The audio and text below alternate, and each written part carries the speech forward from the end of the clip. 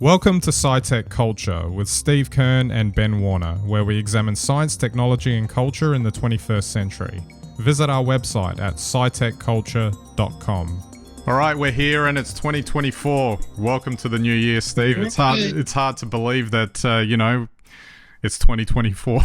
Really, it just because I was just thinking, although it was I think later in 2014 is when we started SciTech Culture. I guess when we get to around September, we'll have to do some sort of anniversary around that time.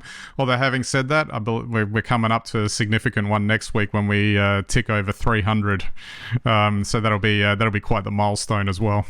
That's a huge milestone. Congratulations for staying the distance, I guess, Ben. And, what's amazing is 10 years is a long time in tech, but some things really just haven't changed at all. Yeah, that's right. And thanks for sticking it out as well.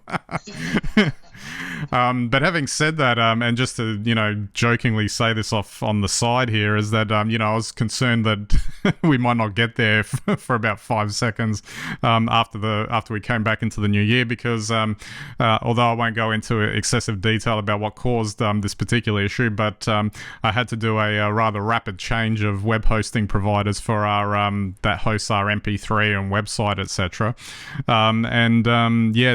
That sort of came out of the blue, and it kind of exacerbated this whole thing for me around it can be quite easy to get stuck in all right, the workflow's always been working, so if it ain't broke, don't fix it. And I had been thinking for a while to make some changes just on the back end to make the workflow better, but this kind of forced my hand. And as anyone that knows me knows, you give me a deadline and I'll be onto it. Don't worry. And I did have a hard deadline to get all of this fixed. But it makes me laugh about the process of having to switch like a hosting plan or switching domains or whatever it is that we're doing. And I had foolishly thought that I could just do it in the back end control panel that I've got with the provider, but it turned out it still required a couple of calls to the help desk, which, as anyone would know, you have to wait for 30 minutes before you actually get to speak to someone, and then you got to explain it to them, and then you got to explain to them you want it done in a specific way. No, you don't. I don't need the 3-year hosting plan. I don't need the upgrade. Have you thought about this? Yes, I've completely thought about this. I want it done in this specific way, and I need it done like this, and I need you to make it happen. And after you get over that multiple explanations of what you want to do, eventually they give in after they try the whole sales pitch about every other feature that you really should be buying as part of your as part of your setup. So that was a bit frustrating, but I guess what are you going to do? It's just one of those things. But I'm kind of happy with the fact that transition's happened now, because I was able to set it up in a way. And again, pressure and deadlines, this is where I do my best thinking. I was able to put in a few, a bit of future proofing, adjusted a couple of things to make things a little bit easier. And then that way, the MP3s, most importantly, no downtime for those. They couldn't go offline. Thankfully, that all came off okay. Well, that's a huge effort, Ben. Well done on setting us up for whatever the future is. Well, in this case, we have to do another 301 episodes, I guess, maybe until we have to deal with this again. And, we were jokingly, before we got on about how maybe the internet's going to be completely different by then. Or maybe it'll just be some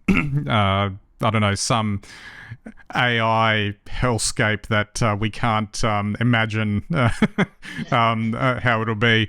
Having said that, to throw this at you too, just in the last, over this last week or two, thinking about all this, thinking back to how setting up the hosting, etc. in the first place, I was kind of having all these flashback memories to like the late 2000s, early 2010s, and I've been watching a couple of videos from that time around the types of tech that was around and all that sort of thing.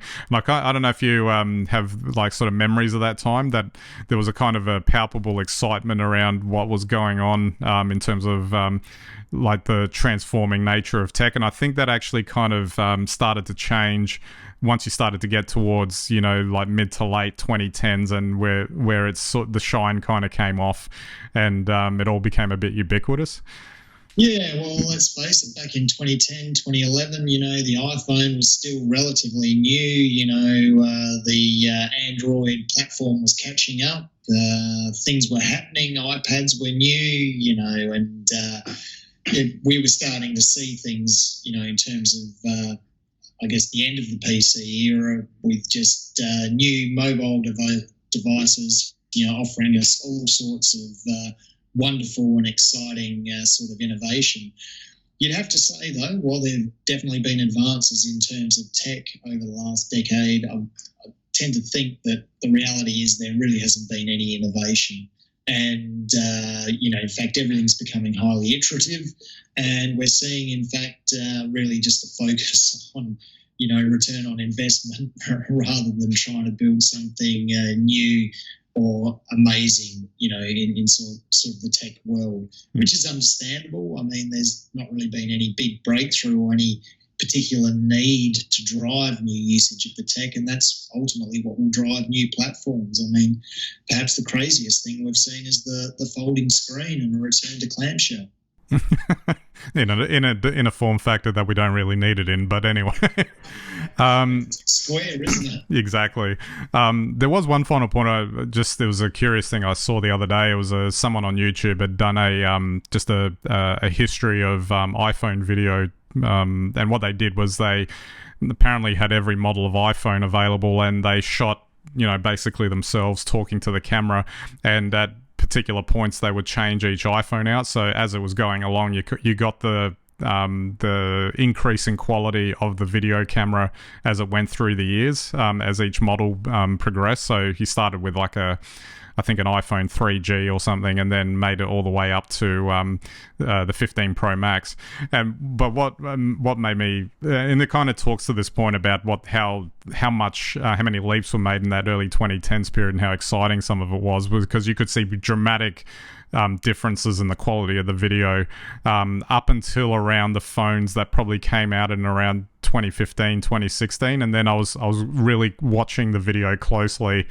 And I was starting to not be able to tell the difference between each of the images as they were coming up. Yes, you could tell there were slight differences, but basically a smartphone camera from 2016 onwards was getting the job done. It's interesting you say that. I was looking at some iPhone 4S footage that I'd shot, and it was actually pretty good. And I thought that looking back at it, and I went and looked at some of my Android, some of my Sony phone footage, and then some of the more recent from my iPhone 13. And what I found most interesting was that the 4S was still very optical. Obviously, there's a high digital element in it still, even at that point, but it was still very optical. It was quite well balanced, and even the resolution was reasonably good. And what you see over those years is effectively the digitisation improving the algorithms for, effectively filtering out movement, blemishes, colour adjustments, etc., that are all automated now are actually the improvement. It's not actually the optics. I think the lens, as you say, probably from about 2015 on, I don't think there's been any particular leap forward with them. Yeah, well, as they say, it's a camera system, not a camera. So that pretty much underlines it. It's a studio that I carry around in my pocket. Absolutely.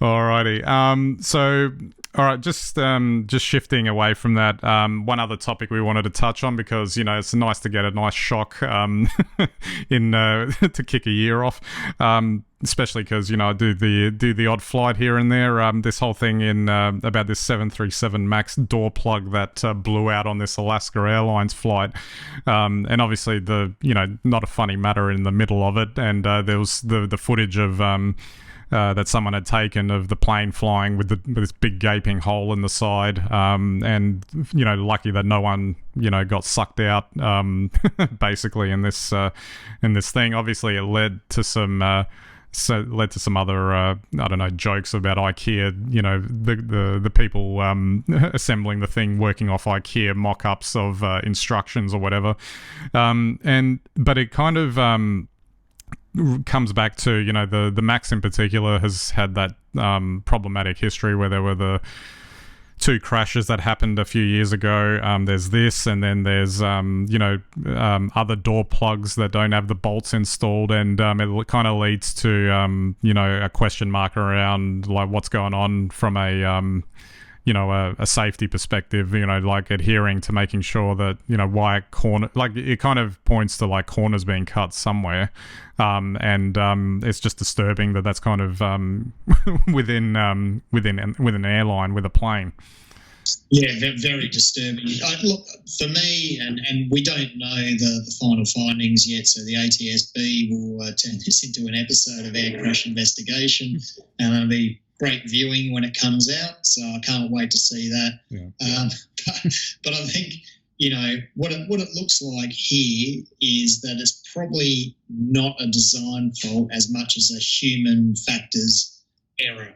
And that is quite simply that, while machines and AI can probably, make sure that all the parts are where they should be, a human at the end of the day probably needs to check that. And, I'm speculating, but it could well be that somewhere in that process, a check or some sort of maintenance schedule around that door seems to be the issue. I don't know that we can say any more than that. Thankfully, it's not anything as terrifying as what happened with the 737 MAXs, where effectively the AI effectively overcorrected trim for the plane, which sent them crashing. So this is a very different situation, but not a good one. Absolutely. And it seems that Boeing wasn't the only one on the receiving end of a door issue. Well, Airbus had one as well recently. Curiously, they're all in America, these ones. That might just be luck in terms of that, but there was like a door indicator warning light on this A319, I think that was... that had to make an emergency landing. And again, it goes back to then having to sit down and doing a whole bunch of checks and making sure that that everything is operating the way it should. And let's face it, sure, a light goes off and a human goes and checks. How much do they have to check? What does the schedule say? Does it just have to say, does it look like the door plug's in place? And if the answer is yes, it might have overlooked the fact that something was loose or not in place. So it's very difficult. I think increasingly, to be quite honest, I think this is probably an area, because we're relying more and more on automation.